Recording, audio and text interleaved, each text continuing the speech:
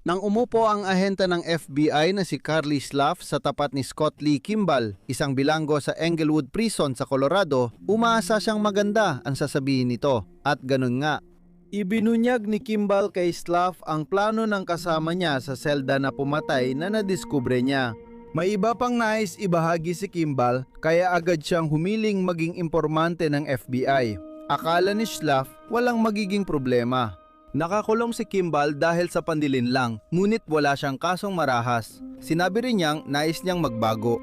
Para kay Slav, mukhang magandang oportunidad ito, pero pagkatapos, nagkagulo ang lahat. Noong 2003 at 2004, pinatay ni Kimball ang 4 na tao. Nahusgahan siya ng 70 taon sa kulungan noong 2009. Pero sino nga ba si Scott Lee Kimball at paano nagawang maging informante ng FBI ng serial killer na ito? Sa dokumentaryong ito, sasagutin namin ang mga tanong na ito at susuriin ang kaso ni Scott Lee Kimball, ang serial killer na naging FBI informante.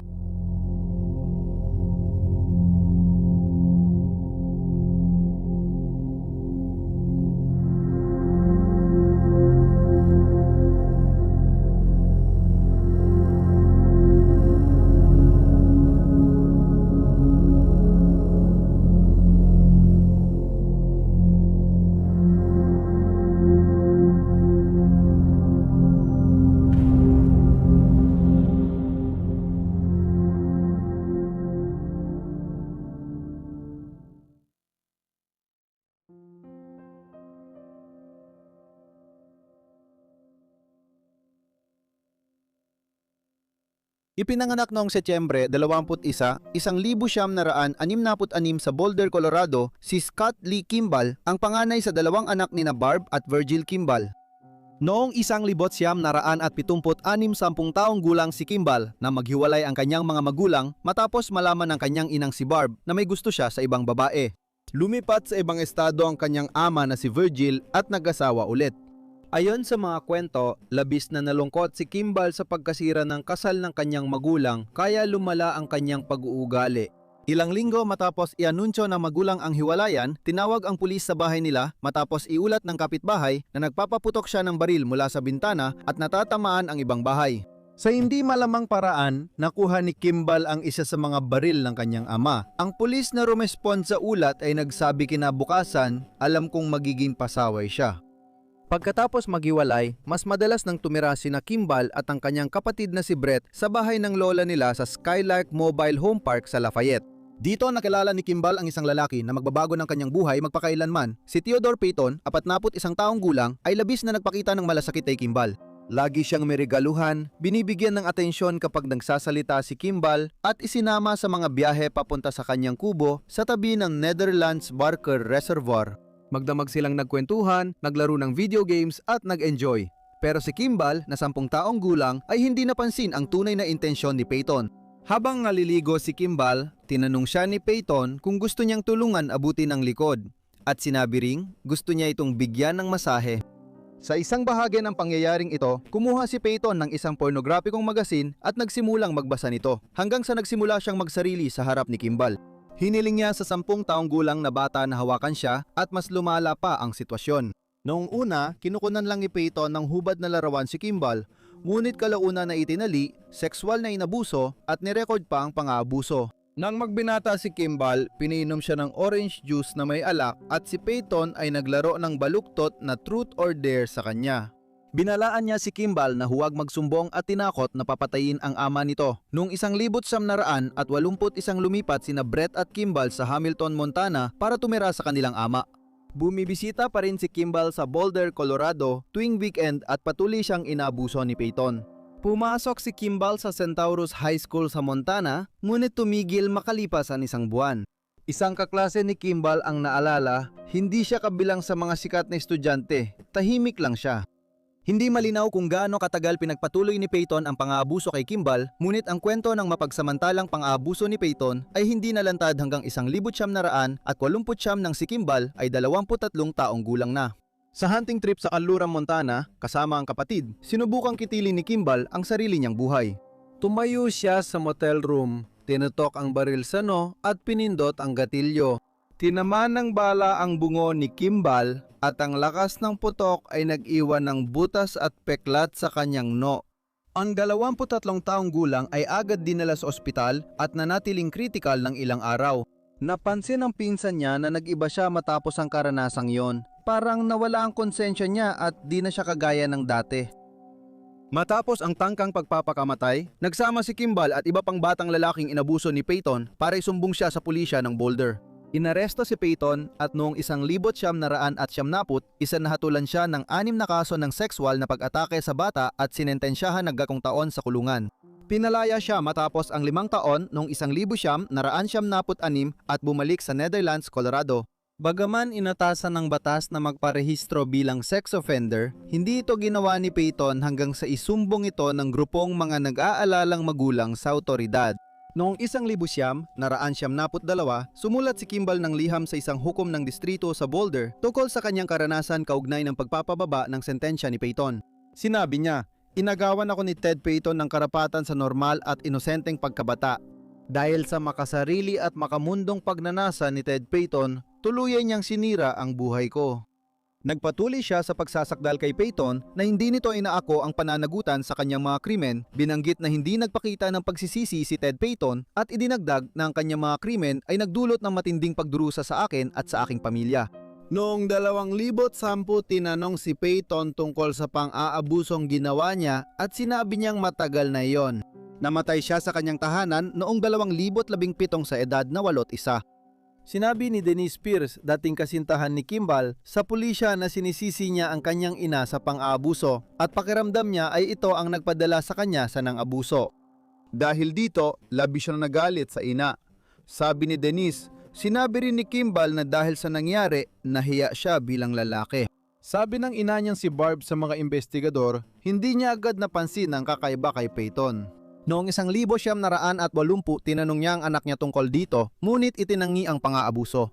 Sa early adulthood, si Kimball ay may mahabang listahan ng kasong kriminal.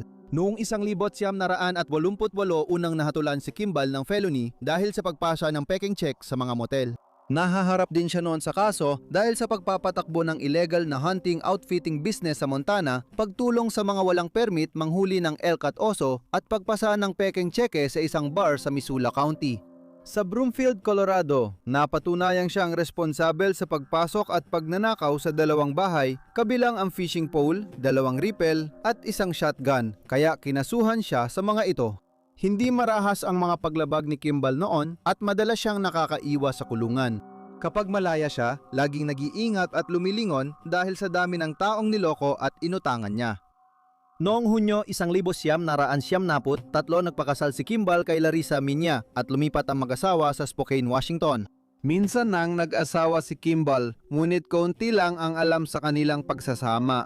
Ang panganay na anak ni Larissa ay ipinanganak noong 1993 at ang pangalawa noong 1996. Kahit may 2 anak na sila, patuloy pa rin si Kimball sa panloloko at pandaraya. Dinaglaon, pumasok siya sa negosyo ng kahoy at nagsimulang mga scam ng pera sa mga tao sa lugar, kabilang ang dentista ni Larissa at mga obispo sa simbahan. Noong 1996, nag-bankrupt ang mag-asawa at sumunod na taon, nagdiborsyo sila. Ayon kay Larissa, isa sa mga dahilan ay panloloko ni Kimball at madalas daw silang binibigyan ng process server ng mga papeles sa kanilang beranda. Laging may dahilan si Larissa at di inaamin ang kasalanan. Madalas din niyang sabihin na naghahanap siya ng sex worker kahit kasal na sila. Kahit nagdiborsyo sila, nagpatuloy pa rin ang kanilang relasyon ng ilang taon. Noong 1999 lang lumala ang sitwasyon nang i-report ni Larissa sa pulisya na ginahasa siya ni Kimball habang tinutukan ng baril. Sabi ni Kimball sa mga pulis, gawa-gawa lang ng dating asawa niya ang isinumbong para makuha ang kustodiya ng mga anak nila. Bumagsak si Larissa sa polygraph test kaya nagpasya ang pulis na huwag magsampa ng kaso. Ginawa raw ang desisyong ito dahil patuloy pa ring nagtatalik ang mag-asawa matapos ang insidente kaya naging komplikado ang kaso ayon sa mga piskal. Lalong lumala ang sitwasyon ni Kimball nang imbestigahan siya sa Spokane dahil sa 3 kaso ng pamimeke ng tseke. Noong 2000, nakulong siya sa Montana dahil sa paglabag sa probation matapos ang isang kasong panlilinlang. Matapos ang 1 taon, inilipat siya sa halfway house pero tumakas siya makalipas ang 1 buwan. Habang mag-isang cashier sa gasolinahan, kinuha niya ang mahigit $600 mula sa kaha at ninakaw ang truck. Inakusahan ni Larissa na habang siya'y tumatakas, bumalik siya sa Washington, pumasok sa bahay niya, dinukot at ginahasa siya. Naglabas ng warrant of arrest ang otoridad sa Spokane laban sa kanya. Tumakas si Kimball sa Alaska at nagpakilalang kapatid niya. Nabighani siya sa isa pang babae at ipinagpatuloy ang panlilinlang, nagsulat ng peking tseke na nagdulot ng kanyang pagkakaaresto. Naabutan ng mga autoridad si Kimball habang nanunuluyan siya sa isang hotel kasama ang kanyang kasintahan. Nakarecover sila ng mahigit $11,000 na tigi $100 na pera mula sa lugar ng insidente. Hindi nagtagal, nahatulan siya.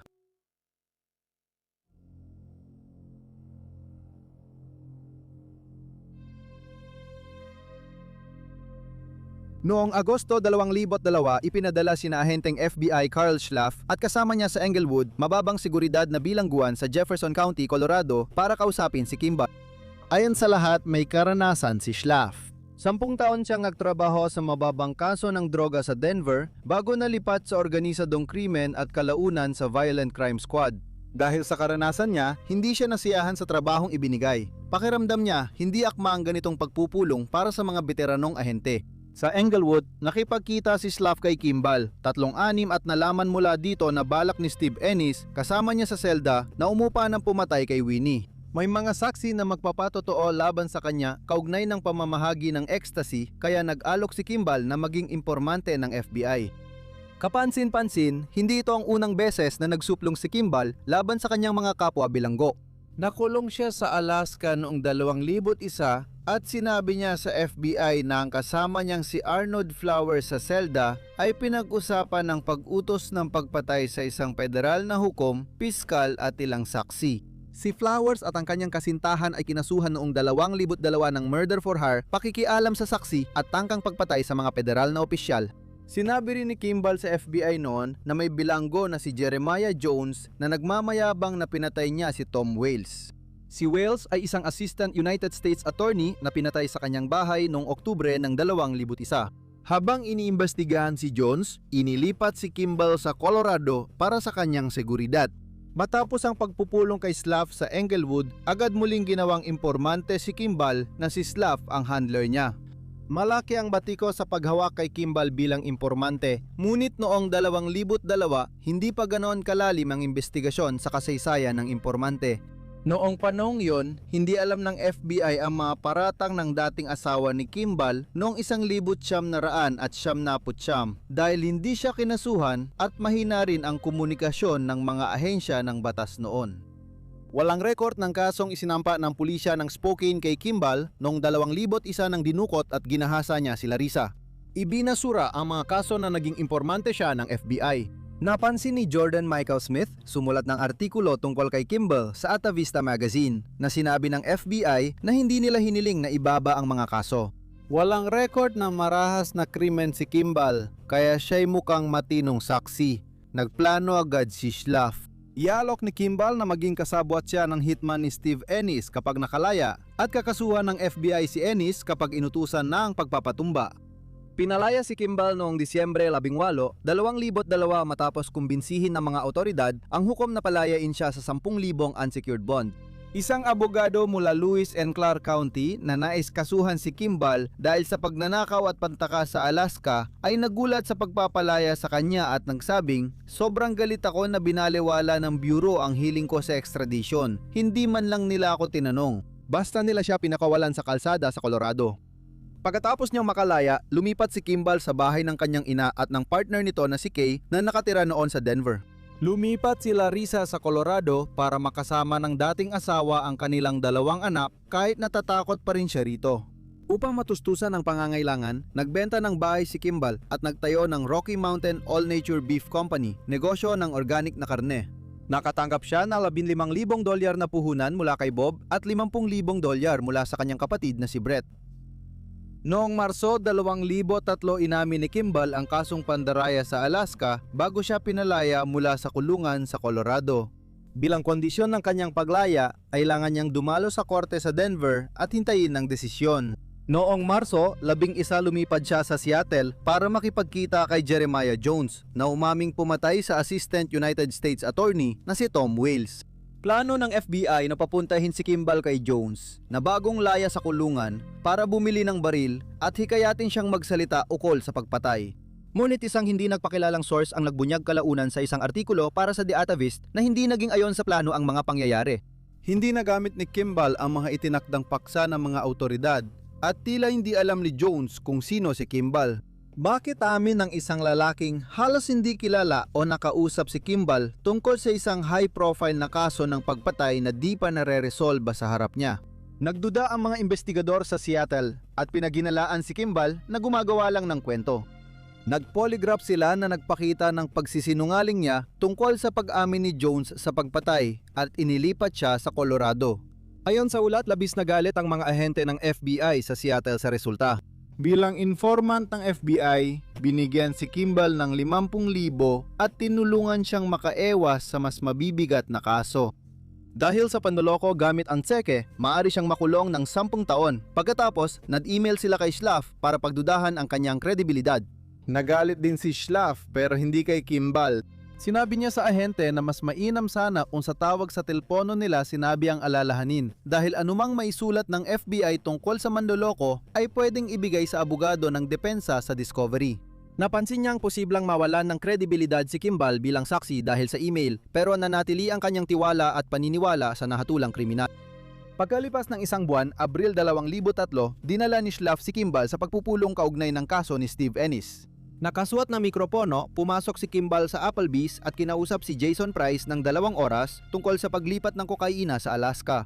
Pinag-usapan nila ang mga saksi laban kay Ennis, ngunit walang nabanggit ukol sa pag-utos ng pagpatay.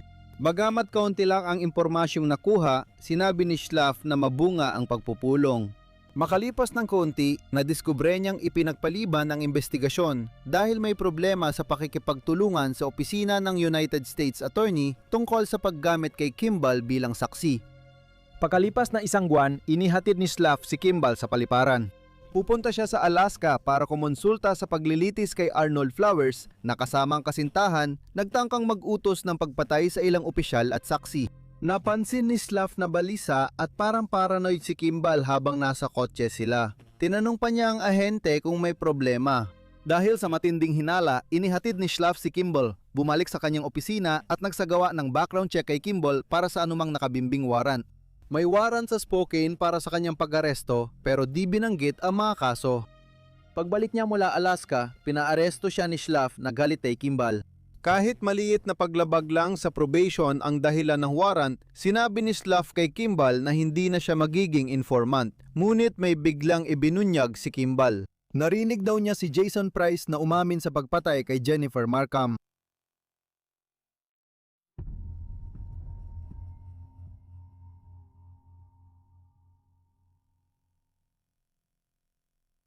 Noong Disyembre 2002, nakilala ni Kimball si Jennifer Markham, 25 na kasintahan ni Steve Ennis. Tubong Illinois, hindi natapos ng high school si Jennifer, minsang nag-asawa, nag-divorce at may batang anak na lalaki. Pinayagan ni Schlaf si Kimball na makita si Jennifer, pero kalaunan, nagkita na si Kimball at Jennifer na mag-isa nang hindi nagpapaalam sa FBI. Hindi nakakapagtaka, hindi nagsabi ng totoo si Kimball sa dalaga. Sinabi niyang may-ari siya ng chain ng coffee shop sa Seattle at inalok siya ng trabaho roon. Masaya si Jennifer na nagsimulang magtrabaho bilang exotic dancer para suportahan ang anak, pero ayaw niya talaga at gusto niya maghanap ng ibang trabaho. Humingi ng pahintulot si Kimball kay Schlaf para sa sexual na relasyon kay Jennifer, ngunit tinanggihan siya. Si Jennifer ay maaring itinuturing na posibleng suspect sa kaso laban kay Ennis o kaya naman ay isang mahalagang pinagkukunan ng impormasyon. Kalaunan, sinabi ni Schlaf, akala ko kakaibang hiling na yon. Pero dahil nakakulong na si Kimball ng 14 na buwan bago yon, mukhang inosente naman. Pebrero 2003 nawala si Jennifer. Sabi niya kay Ennis na sa ika-17 maghahapunan siya kay Kimball pero hindi na siya muling narinig ni Dennis. Sinabi niya sa mga investigador na tapat siya at laging nakikipag-ugnayan pero tuwing tumatawag, laging voicemail ang sagot. Sumulat siya ng mga liham pero hindi na siya sinagot. Sabi ng FBI records, sinabi ni Kimball kay Schlaf na may balita siya mula kay Jennifer. Sumakay siya ng eroplano papuntang New York at nagtrabaho bilang exotic dancer at escort. Noong Abril, sinabi ni Schlaf na narinig niyang patay na si Jennifer. Hindi siya nagbigay ng dagdag na detalye. Nalaman ni Schlaff na hindi ginamit nina Jennifer at Kimball ang cellphone nila nung ika-18 isang araw matapos ang kanilang hapunan. Hindi na ginamit ulit ang telepono ni Jennifer, samantalang kay Kimball ay nagamit matapos ang 3 araw. Iniwan ang sasakyan ni Jennifer sa Denver International Airport noong Pebrero 18 madaling araw at nataw ito noong Marso matapos ideklarang abandonado. 2 liham ang ipinadala kay Jennifer na umihiling na bayaran niya ang mga bayarin mula sa pagkakabimbin ng kanyang sasakyan sa paradahan ng paliparan. Ngunit hindi siya kailanman tumugon sa mga ito. Sabi ng ama ng anak niya, hindi na siya nakipag-ugnayan o bumisita mula umalis siya sa bahay. Noong Mayo 2003 nang sabihin ni Kimball kay Schlaff na inamin ni Price ang pagpatay, nagulat ang ahente. Ayon kay Kimball, ipinakita ni Price ang larawan ng katawan niya na nakatali at may busal, saka inilagay sa likod ng sasakyan, nagmaneho papuntang Rifle, Colorado at itinapon sa sapa. Ayon sa ulat, hiniling ni Price kay Kimball na alisin ang breast implants ni Jennifer mula sa bangkay dahil nag-aalala siyang baka gamitin ang serial number para matukoy ang katawan at mahanap siya ng mga investigador. Tinanong si Kimball tungkol sa ugnayan niya kina Price, Schlaff at Susan Hallinan, isang ahente ng Federal Drug Enforcement para sa kaso ni Ennis. Hindi pinaniwalaan ni Hallinan si Kimball dahil di niya inakalang magagawa ni Price ang krimen at sinabi pa niyang ninakawan pa nga siya ni Price ng droga noon. Nanakawan na siya dati at hindi naman siya marahas. Hindi rin niya alam kung bakit papatayin ni Price si Jennifer. Sinabi niya kay Schlaff na si Kimball ang may sala sa pagkawala ni Jennifer pero hindi niya alam ang motibo sa pagpatay. Nakapasa si Kimball sa polygraph test na nagbigay ng kasiguraduhan na inosente siya. Noon, mas pinaniniwala ang maasahan ng polygraph kaysa ngayon. Nabahala ang mga magulang ni Jennifer noong 2004 na malaman nilang iniwan ang kanyang sasakyan sa paliparan. Sa tulong ni Schlaff, nakontak nila si Kimball na nagsabi kay Bob, ama ni Jennifer, tungkol sa pagpatay ni Jordan Price sa kanya, pagkuha ng litrato sa bangkay at pagtatapon ng labi sa sapa. Pagkatapos, nag-alok siya na dalhin si Bob sa kinaroroonan ng bangkay. Kinagabihan, nilapitan niya ang ina ni Jennifer sa hotel at sinabing kung pipirma siya ng kontratang pumapayag na itali at makipagtalik, ipapakita niya ang ginawa ng pumatay sa anak niya. Tinanggihan ng ina ni Jennifer ang alok, ngunit pareho silang mag-asawa, kahit hiwalay na, ay nagkasundo tungkol kay Kimball at sa kaugnayan niya sa anak nila. Siya ang pumatay. Hindi si Jennifer Markham ang unang biktima ni Kimball. Noong 2002, nakipag-ugnayan si Kimball sa 24. Si Leanne Emery, 24 ay kasintahan ni Steve Hawley, bilanggo sa Englewood dahil sa pagnanakaw ng bangko. Minsan nagtangkang tumakas si Hawley sa kulungan. Sinabi ni Kimball kay Schlaff na may panibagong plano si Hawley, kaya ipinaalam ito ni Schlaff sa mga opisyal at inilagay si Hawley sa solitary confinement. Ang solitary confinement ay nagdulot ng hindi pagkakaabot ni Leanne kay Hawley, kaya si Kimball na ang naging kasama at sandigan niya. Kahit sinabi niya sa email na delikado ang mas matandang lalaki, kapag hindi mo siya ginalit, magiging mabuting kaibigan mo siya. Noong Enero 2003, binisita ni Leanne ang kanyang mga magulang at inihanda ang sasakyan papuntang Mexico. Tinawagan niya ang kapatid na babae at sinabing mahal niya ito kung may mangyari sa kanya. Hindi nagtungo si Leanne sa Mexico. Sa halip, naglakbay sila ni Kimball ng 1 linggo sa 4 na estado sa kanluran at nagnakaw ng tsekeng nagkakahalaga ng 15,000. Noong Enero 27, 11 araw matapos umalis sa bahay ng magulang niya, tumawag siya para sabihing magtatagal pa siya kahit nasa Colorado na siya. Sa huli, tinawagan ni Leanne ang pinsan niya at sinabing kung malaman ni Kimball ang pag-uusap nila, pareho silang mapapahamak pero ligtas siya kung hindi. At kahit hindi niya sinabi kung nasaan siya, sinabi niyang kasama niya ang ilang tiwaling pulis. 2 araw matapos, nag-check out siya sa hotel sa Grand Junction at hindi na muling narinig. Ayon kay Kimball, nagmaneho sila papuntang Bryson Canyon sa Book Cliffs, Utah at inimbitahan niya ang 24 anyos na mag-hiking kasama nila.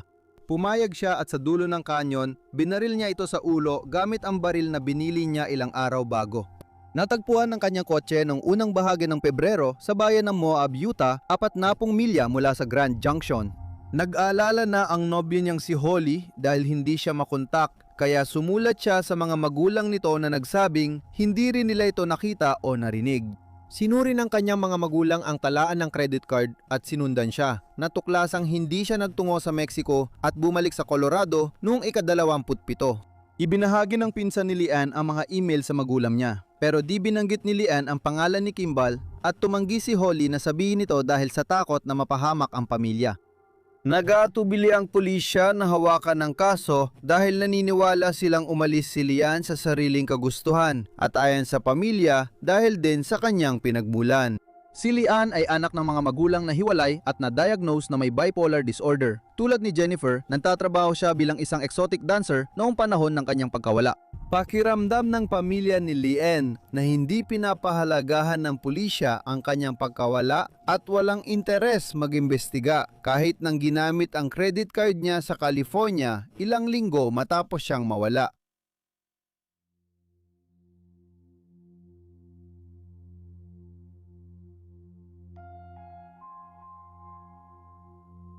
Noong simula ng Enero, 2003 bago sila ni Lian naglakbay sa mga kanlurang estado, nakilala ni Kimball si Lori McLeod sa isang kasino sa Black Hawk, Colorado.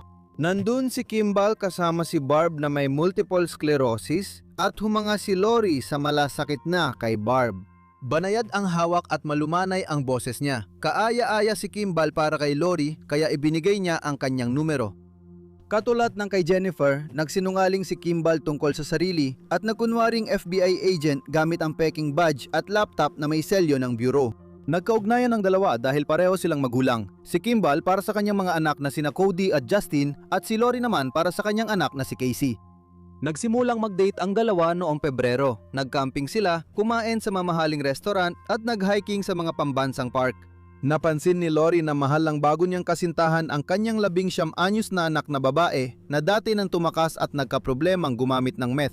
Noong 2003 sinubukan ni Casey magsimulang muli, nakahanap siya ng bagong kaibigan, nagtrabaho sa Subway shop at nalinis sa bisyo. Naalala ni Lori na laging may pasalubong siya kay Casey para maramdaman nitong kabilang siya at hindi naiiba. Ikinuwento ni Lori na napansin niyang kakaiba ang tingin ni Kimball sa anak niya, parang sinusuri, pero binaliwala niya ito dahil nagtitiwala siyang miyembro ng law enforcement si Kimball. Kapag kailangan umalis ni Kimball para sa trabaho, hindi na kinukulit ni Lori ang usapan dahil alam niyang hindi laging pwedeng sabihin ni Kimball ang ginagawa o pupuntahan niya. Magkasama pa rin ang mag-asawa nang ipaaresto ni Schlaff si Kimball noong Mayo 2003 pagbalik niya mula Alaska. Pinalaya siya noong Hunyo 2003 matapos magpa siyang FBI at isang hukom na lagyan siya ng wiretap para ma-record ang pag-amin ni Price sa pagpatay kay Jennifer. Ipinaliwanag ni Kimball kay Lori na ang kanyang pag-aresto ay bahagi ng pagkukunyari niya bilang FBI agent. Noong Agosto 2003 nawala ang anak ni Lori na si Casey. Hindi siya pumasok sa shift niya sa Subway at voicemail lang ang sumasagot sa tawag. Katulad ng kay Lian Emery, hindi interesado ang investigador sa pagkawala niya, sinabing adulto na siya at kusang loob umalis. Nang mawala siya, sinabi ni Kimball kay Lori na nasa hunting trip siya. Pagbalik niya ilang araw matapos, pinakalma niya si Lori at sinabing uwi agad si Casey. Sa mga sumunod na araw, napansin ni Kimball ang kwintas ni Casey sa pinto ng kanyang kwarto at nawawala rin ang isang makeup kit niya. Dayunpaman, hindi pa rin malis ni Lori ang hinala niyang may mali. Nakipag-ugnayan siya sa nobyo ni Casey na nagsabing huling nakita niya si Casey nang sunduin ito ni Kimball papuntang trabaho sa araw ding hindi ito pumasok sa shift. Inakala ni Lori na may alam si Kimball sa kinaroroonan ng kanyang anak. Nang kinumpronta niya si Kimball tungkol sa nakita ng nobyo, itinangi ni Kimball at inakusahan pa ang nobyo ng paggamit ng droga. Naalala ni Lori na nalito siya dahil sa magkakasalungat na impormasyong natanggap niya. Kalaunan, sinabi ni Kimball na namatay si Casey sa overdose matapos niya itong bigyan ng meth, alak at oxycontin. Pagkalis ni Casey, iminungkahi ni Kimball na magpakasal sila para mas madali niyang magamit ang koneksyon niya sa FBI sa paghahanap kay Casey. Pumayag si Lori, umaasang matutulungan siya para maibalik ang anak niya. Nagpakasal sila sa Las Vegas sa drive-thru chapel at nagcamping sa Kremlin, Colorado. Noong Disyembre 2003 nang hindi alam ni Lori, humarap si Kimball sa korte para sa hatol ng kanyang kasong panlilinlang sa Alaska. Dahil natulungan ni Kimball sina Flowers at Ennis, naniniwala si Schlaff na makakatulong din siya sa kaso ni Jennifer. Inutusan ng hukom si Kimball na magbayad ng $5,000 na multa at mahigit $8,000 bilang kabayaran sa Wells Fargo, ang bangkong niloko niya sa Alaska. 3 taon siya na naka-federal probation, kaya hindi na pwedeng maging bayarang impormante ng FBI. pwede pa rin siyang magbigay ng impormasyon kung gusto niya.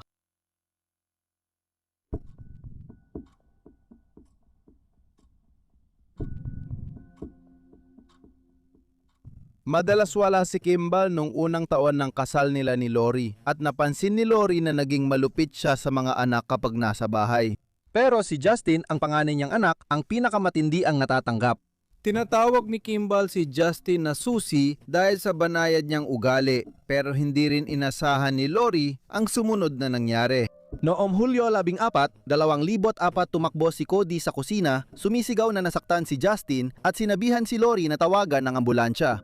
Habang kausap ang mga dispatcher, biglang dumating si Kimball, dala si Justin. Inilagay siya sa upuan ng pasahero at agad umalis. Sumakay naman sina Cody at Lori sa kanyang kotse at nagtungo sa ospital. Pagdating nila, inilalagay na si Justin sa stretcher. Balot siya ng dugo at suka at nangingisay. Ikinuwento ni Kimball na naglalaro sila sa bakuran nang biglang bumagsak ang metal na cattle grate kay Justin at nasugatan ng ulo niya. Papunta sa ospital, tinangkang ibaba ng bata ang bintana para sumuka pero pinto ang nabuksan niya. Nahulog siya at bumagsak sa kalsada. Sabi ni Kimball, mga 6 na po ang takbo ko noon. Walang paraan na mabubuhay pa siya. Pero in coma si Justin ng 2 linggo at paggising niya, nagtanong siya, bakit ginawa ito ni tatay sa akin? Ayon sa kanya, itinulak siya ng ama gamit ang rehas at habang papuntang ospital, binuksan ang pinto at itinulak siyang palabas. Sinuri ng autoridad ang kwento ni Justin pero naging salitaan lang ng ama at anak ang resulta. Hindi rin malinaw sa mga tagapagpatupad ng batas kung sino ang dapat magsampa ng kaso kung sakaling gagawin nila ito. Ang insidente sa rehas ay nangyari sa isang jurisdiksyon habang ang insidente sa sasakyan ay nangyari naman sa iba. Walang kasong naisampa na ikinalungkot ni na Justin at ng ina nilang si Larissa. Maraming beses nang tinanggihan ang apela ni Larissa para sa nag-iisang kustodiya ng kanyang mga anak. Kahit nasaktan si Justin, kailangan pa rin niyang ipadala ang mga bata sa ama tuwing ikalawang weekend. Kapansin-pansin, matapos ang tangkang pagpatay kay Justin, si Barb na tumulong kay Kimball kumuha ng insurance ay pinalitan ang benepisyaryo ng life insurance ni Justin mula kay Kimball patungo sa sarili niya. Napansin niya na ilang linggo bago ang insidente, tinanong ni Kimball kung sino ang benepisyaryo ng 50,000 na pulisiya at sinabi niya sa empleyado na natatakot siyang baka patayin ni Kimball si Justin para sa pera. Nang ma-hospital si Justin, nagpunta si Terry, tiyuhin ni Kimball, mula Alabama patungong Colorado kasama ang 2 aso para tulungan sa pag-aalaga ng mga bata. Sinabi niya kay Kimball na gusto niyang mag-invest o maging business partner. 1 taon bago nito, nagbukas si Kimball ng karne business na Faith Farms. Sa bahay nila sa Alabama, nag-aalala ang asawa ni Terry sa kasunduan niya. Sinubukan ni Terry makipagsosyo sa negosyo ng kahoy sa Spokane kasama ang kanyang pamangkin pero nauwi ito sa kapahamakan. Natatakot siya na baka ganito rin mangyari sa bagong negosyo. Pagkadating ni Terry sa Colorado, agad din siyang umalis. Pag-uwi ni Kimball mula trabaho, sinabi niya kay Lori na nanalo siya sa Ohio State Lottery, may nakilalang exotic dancer at lilipat sa Mexico. Hindi naniwala si Lori. Hindi niya gusto si Terry at di niya maintindihan kung paano siya magugustuhan ng iba kahit may pera pa ito. Masaya rin siya na nawala na si Terry at di na niya ito iniisip. Napansin niyang may ilang kasangkapan sa bahay na inayos ng iba. Tinuro niya ang mansa sa puting leather sofa at tinanong kung ano yon. Sabi ni Kimball, suka ng aso yon. Hindi naniwala si Lori at sinabi niya rin yon. Iwinaksi ni Kimball ang mga tanong at sinabing baka si Terry ang nagsuka, sinisi lang ang aso. Mabilis natapos ang usapan at nagpatuloy sa buhay ang mag-asawa. Sa Alabama, matagal nang walang balita si Karen, asawa ni Terry, tungkol sa kanya. Nag-file siya ng diborsyo, umaasang makikipag-ugnayan si Terry, ngunit hindi ito nangyari. Tinawagan niya sina Kimball at tinanong kung nasaan si Terry. Inulit ni Lori ang kwento mula sa kanyang asawa. Ilang linggo matapos mawala si Terry, napansin ng bangko ang kakaibang credit card transaction na nadiskubreng gawa ng kanyang pamangkin. Ginamit ni Kimball ang pangalan ng tiyuhin niya para bumili ng 21 baka na nagkakahalaga ng halos $12,000 mula sa isang rancho sa Colorado. Hindi natanggap ng rancho ang bayad kaya nagreklamo sila sa kagawaran ng agrikultura. Nadiskubre ng bangko ni Terry na mahigit 23,000 na talbog na tseke ang inilabas mula sa kanyang account sa loob ng 4 na buwan. Iniulat ang aktibidad na ito sa FBI pero hindi malinaw kung may ginawa silang aksyon tungkol sa impormasyong iyon. Noong 2005 isang taon matapos siyang mawala, di umano'y nag-email si Terry kay Virgil, ama ni Kimball, at sinabing nag-enjoy siya sa Mexico at malamang di na babalik. Hindi na sila nakausap ng pamilya at si Karen, ang asawa niya, ay na-finalize ang diborsyo noon ding panahon.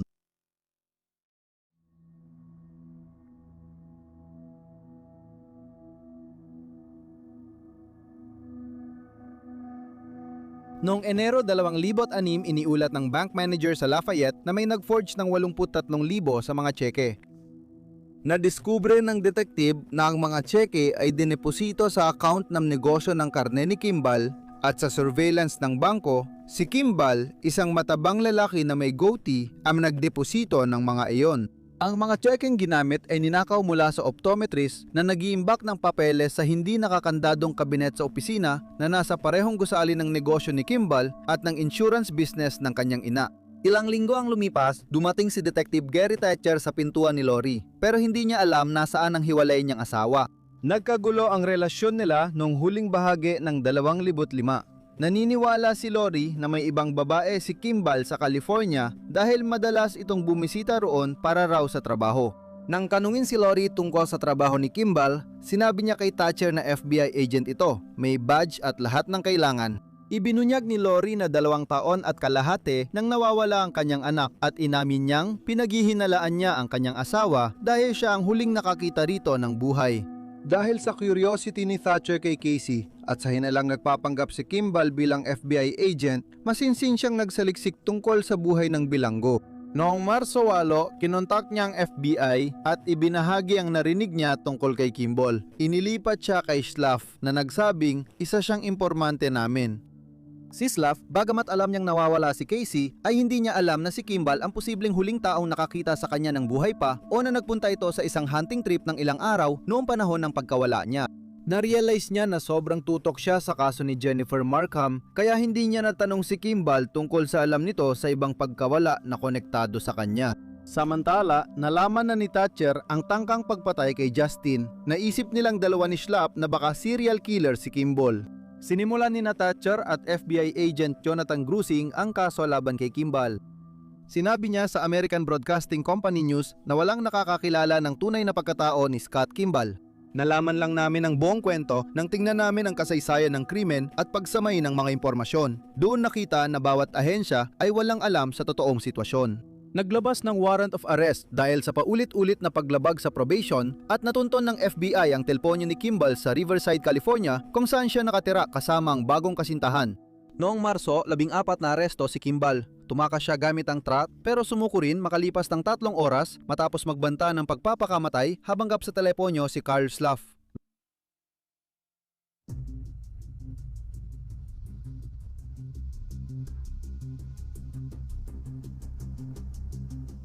Nakulong si Kimball ng 2 taon sa Montana dahil sa pagtakas niya sa halfway house noong 2001. Makalipas ang ilang buwan, dinala siya sa Denver at kinasuhan ng illegal na pagmamay-ari ng baril matapos isumbong ng kanyang kapatid na si Brett.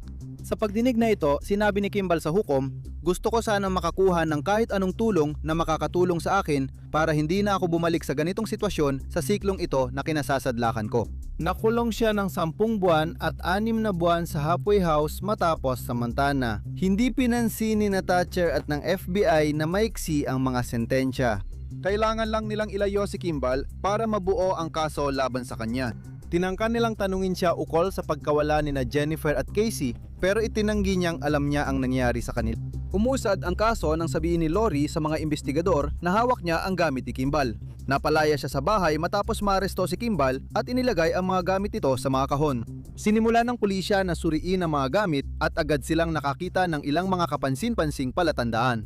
Isang sombrero mula sa uniforme ni Casey at isang resibo sa supermarket sa Walden na may petsang kinabukasan matapos huling makita si Casey nung sinasabing nasa hunting trip si Kimball. Mga dokumentong kaugnay sa pag-set up ng email account kay Terry na nagsabing di na babalik mula Mexico at laptop ni Leanne Emery. Habang tinitingnan ng mga dokumento sa laptop, nakita nila ang litrato ni Leanne. Noon, hindi pa nila alam ang ugnayan ni Leanne kay Kimball, kaya hindi sila sigurado kung sino siya. Nalaman lang nila ang pagkawala niya na makausap si Holly. Narecover rin ang laptop ni Kimball. Nasa daan-daang larawan at video ng mga babaeng tinotorture, sinasaktan at tinututukan ng baril. Nagtago siya ng mga diaryo tungkol sa mga mamamatay taong nagtorture at gumapos ng mga babae. Noong Abril 2007, kinontak ng mga investigador ang Root National Forest malapit sa Walden na pinaniniwalaan nilang dinala ni Kimball si Casey. Sinabihan sila na may mga ngaso na nakakita ng bungo kamakailan at agad itong nakilalang kay Casey.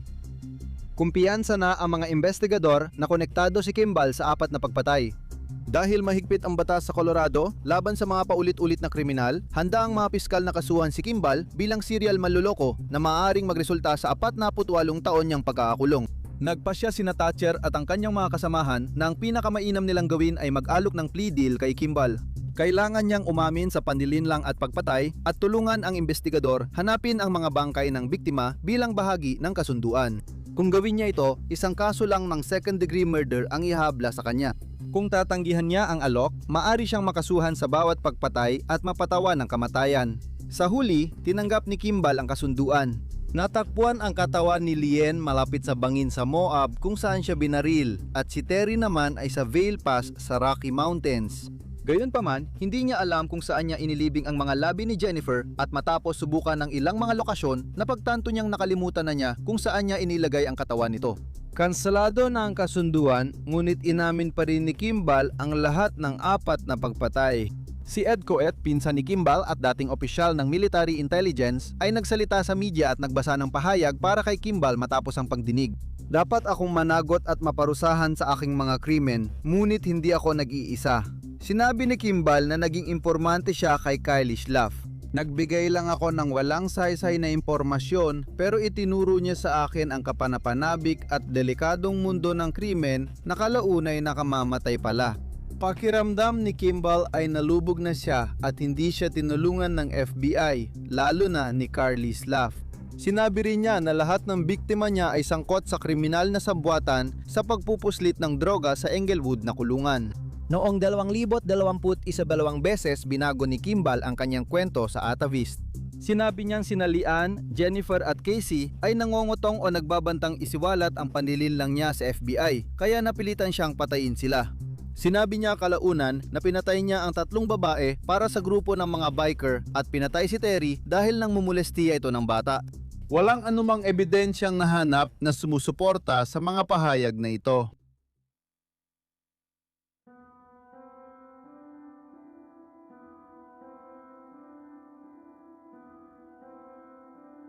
Matapos mahatulan si Kimball, nag-imbestiga ang FBI kung sino ang may sala sa maling pagkuha at pagpapanatili sa kanya bilang impormante, lalo na't dati na siyang inakusahan ng mararahas na krimen.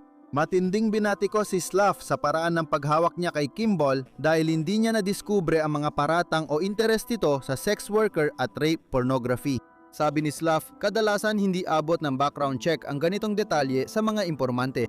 Nasuspinde siya ng 3 linggo dahil mahina ang trabaho niya ayon sa internal na investigasyon. Napag-alaman din ng investigasyon na dapat itinigil ni Schlaff ang paggamit kay Kimball bilang impormante nang magduda ang mga ahente sa Seattle sa kanyang kredibilidad. Sa apela, nabawasan ng 1 linggo ang parusa, ngunit umalis si Schlaff sa FBI noong 2013 dahil ayaw ng mga piskal at nakatataas na siya ay magtrabaho sa mga kasong kriminal. Sinabi ni Steve Ennis sa investigador na hindi niya kailanman inutusan ng sinuman na pumatay para sa kanya. Si Arnold Flowers, bilanggo sa Alaska na di umano'y nag-utos ng pagpatay kasama ang kasintahan, ay napatunay ang sinabi lang na kung dito testigo ang mga saksi, magiging ayos ang lahat. Nahatulan lang siya sa witness tampering dahil kulang sa linaw ang kanyang sinabi para suportahan ang kasong tangkang pagpatay. Noong 2008, pinaanul ni Lori McLeod ang kasal nila ni Kimball. Nagpakasal si Kimball sa isa pang bilanggo, isang babaeng nasa 20 dasat na nakakulong sa Kansas dahil sa child abuse, kahit hindi pa sila nagkikita. Noong 2010, tuluyan siyang inalisan ng karapatang maging magulang. Ayon sa ulat, si Justin ay nagkaroon ng problema sa paningin sa kanyang kaliwang mata, ngunit bukod dun ay lubos siyang nakarecover mula sa insidente kung saan sinubukan umano ng kanyang ama na kitilin ang kanyang buhay. Noong high school, iniwasan niyang sumali sa mga sports upang masigurong hindi na siya muling magkaroon ng pinsala sa ulo. Sabi ng kanyang inang si Larissa sa media, hindi mo iisipin ang nangyari kung makikita mo siya ngayon. Sinabi niyang nagulat siya sa insidente noong 2004 dahil hindi naging marahas si Kimball sa kanilang mga anak. Matagal na hirapan si Justin maintindihan ang nangyari at ayon kay Larissa, naging bahagi lang siya sa sakit ng ama niya dahil sa pera. Ayon sa ulat, itinanggi ni Kimball na sinubukang patayin si Justin at sinabing ang tanging pinagsisisihan niya ay ang pagkabigo niya sa kanyang mga anak. Hirap pa rin si Justin sa mga krimen ng ama niya bilang adulto. Noong 2020, sinabi niyang hindi niya mapapatawad at nasa tamang lugar siya. Bagamat 4 lang ang opisyal na kaso ng pagpatay laban sa kanya, naniniwala ang mga investigador na posible pang mas marami ang kinasangkutan ni Kimball. Ayon kay Boulder County District Attorney Stan Garnett, nagmalaki umano si Kimball sa iba na nakapatay siya ng 12-dosenang tao. Dahil karamihan sa kanyang biktima ay mahihina at hindi gaanong naimbestigahan ng pulis, hinihinalang may iba pa siyang tinarget na di napansin ng mga autoridad.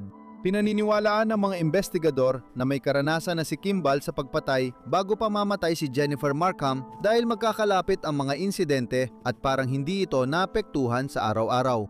Noong 2017 tinangkang tumakas ni Kimball sa kulungan. Siya at isa pang bilanggo ay nagplano na tumakas at pumatay ng 2 tao sa labas. Ngunit nabigo ang kanilang plano na magsumbong sa FBI ang dati nilang kasama sa selda.